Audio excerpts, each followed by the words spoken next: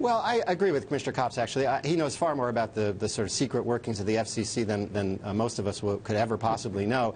And it is true, it is not traditional for the FCC to circulate its orders ahead of a vote, and one reason is that they may still be making changes to them. So while I'd like to see the full 332 pages that are allegedly in this report in order, I understand that we do have to wait until the vote, but given the sort of magnitude of what's happening, and given just the size, literally, of what's coming, you can understand why members of Congress and others are increasingly agitated about what's coming.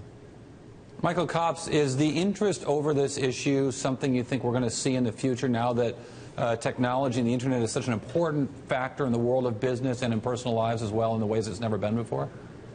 I really think so. Isn't it amazing that we've had over 4 million people contact the FCC for something as seemingly arcane as net neutrality, which I think is not a very organizing kind of terminology, and then going even beyond that to Title II.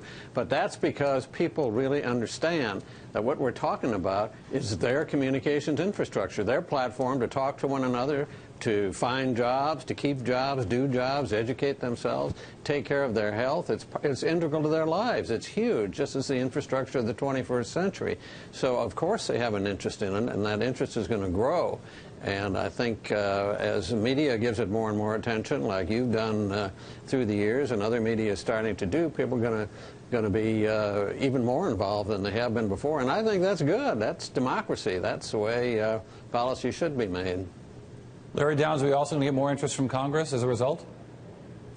Well, I think so. I mean, Congress even a year ago undertook this very committee a starting point of looking at the Communications Act as a whole. It hasn't been, significantly updated since 1996, and that's a process that could take years to do. But obviously, we need, as Commissioner Copps says, we need 21st century regulation, and that's up to Congress to do.